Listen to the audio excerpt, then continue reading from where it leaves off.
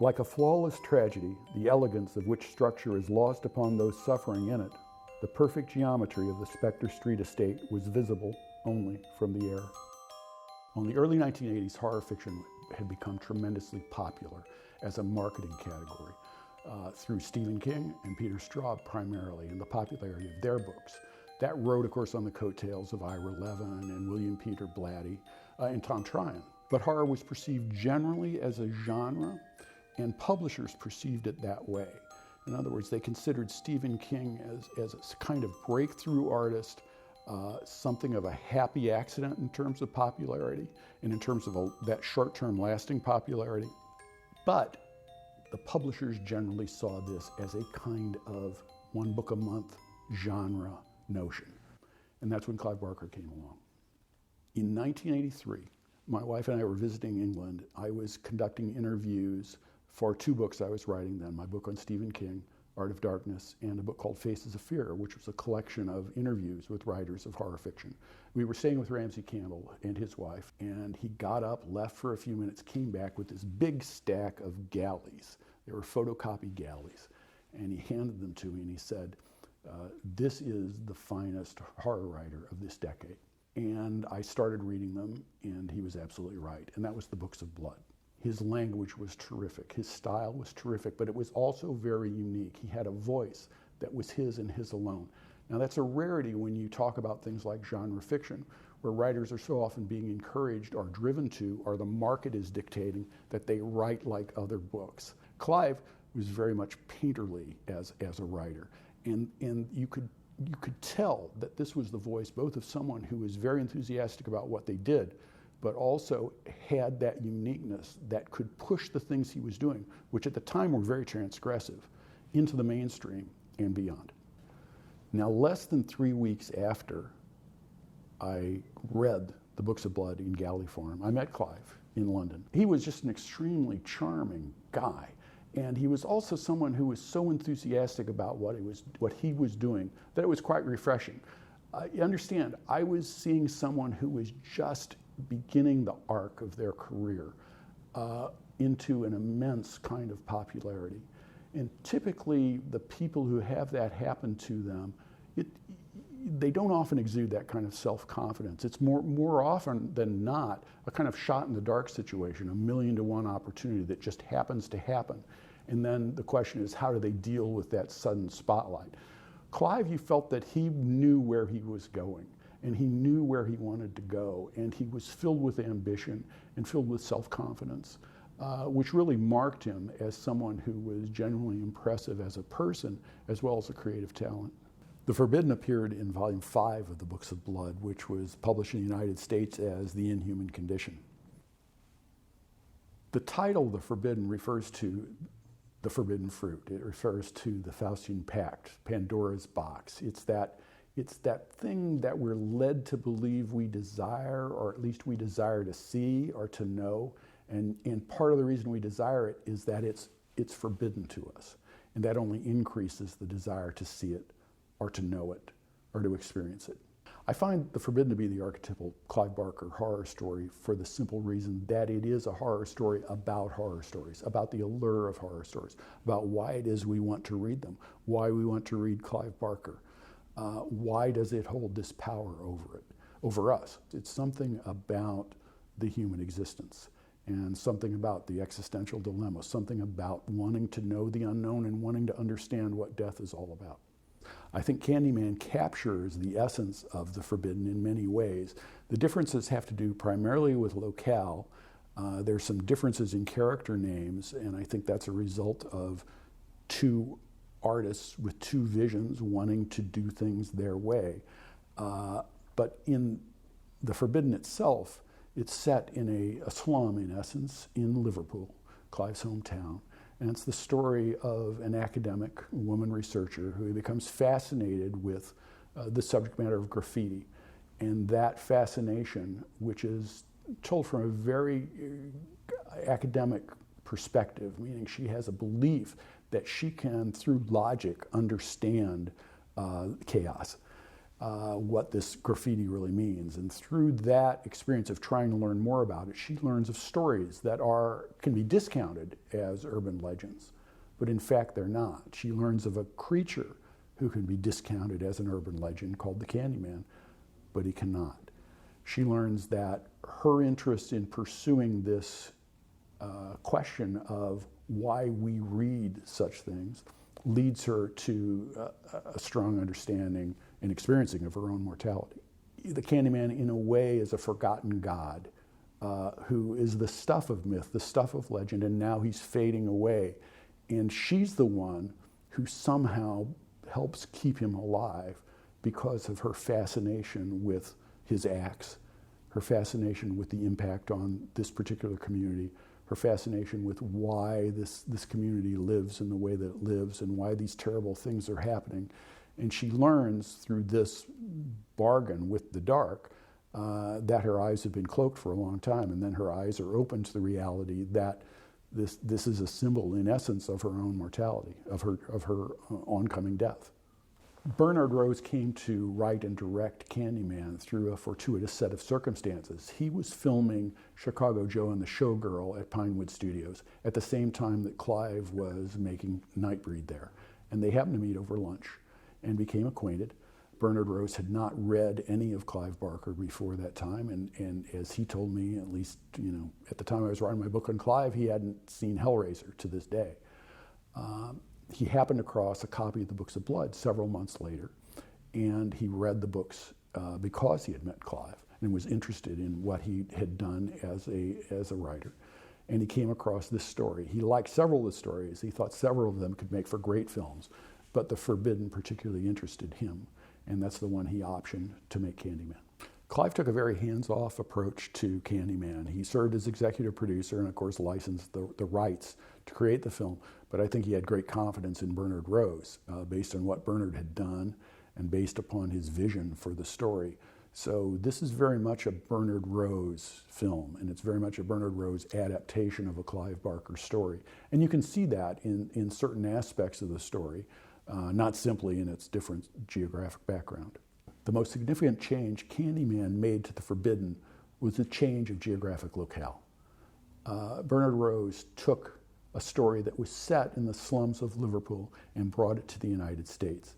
And his intent there was a very good one, and it was a very canny one, because he wanted also to deal with the issue of race. He saw the story as involving the issue of class, which is crucial to understanding a lot of English society and a lot of the issues that Clive was getting at in the story of The Forbidden.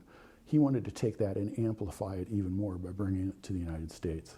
So he went to Chicago, and he literally asked officials there to take him to the worst parts of town, and that led him to Cabrini Green, which is where the film is set, which at the time was considered the worst ghetto area of Chicago. There are other changes, of course, from The Forbidden that take place in Candyman, from the changing of the name of the lead character to the way in which there's a backstory developed for Candyman, to the interactions with different and somewhat new characters in the film that aren't in the story.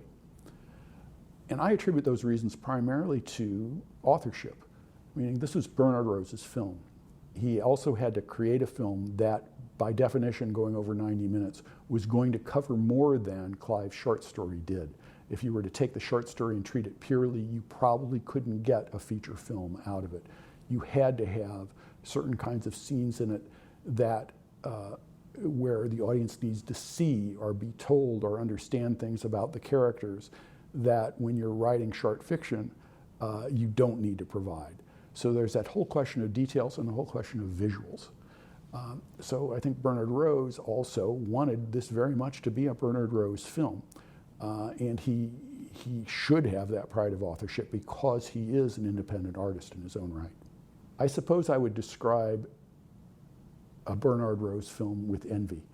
He has a tremendous diversity in his work. I mean, ranging from Chicago Joe to Candyman to Anna Karenina to Ivan's Ecstasy, which I think is a tremendously overlooked film.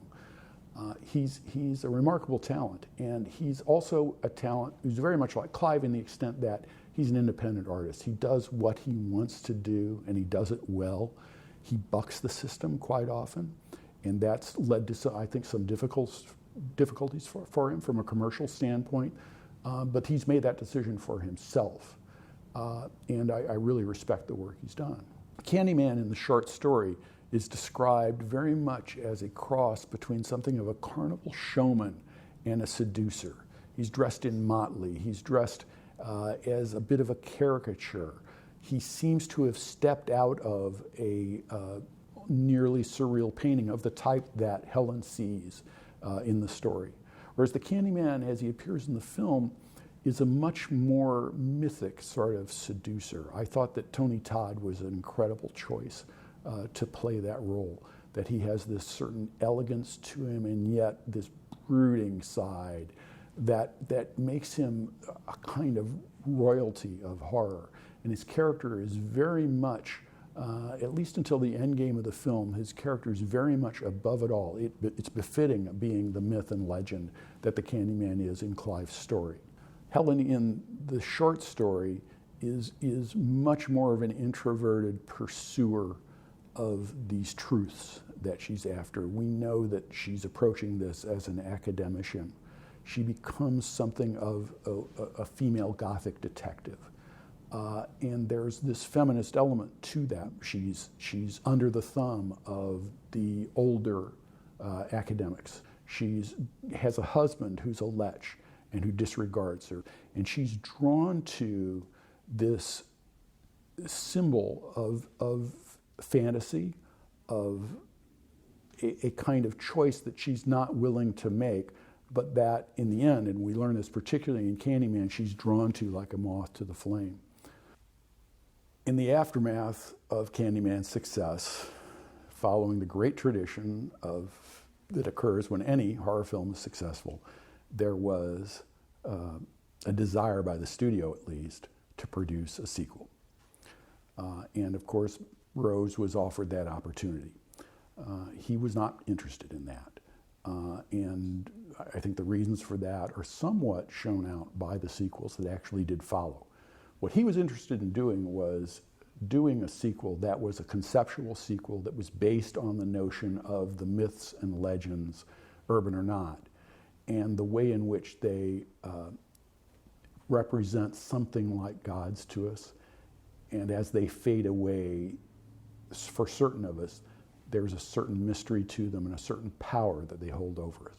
So what Bernard wanted to do was to adapt the Midnight Meat Train. And his concept was that he was going to set the Midnight Meat Train in London and add to its story the myth and legend of Jack the Ripper, so that the story was going to be set in part in the 1800s at the time of Jack the Ripper and the investigation then, and in part now during an investigation into similar crimes that were being repeated, and then culminate as its third act as the Midnight Meat Train.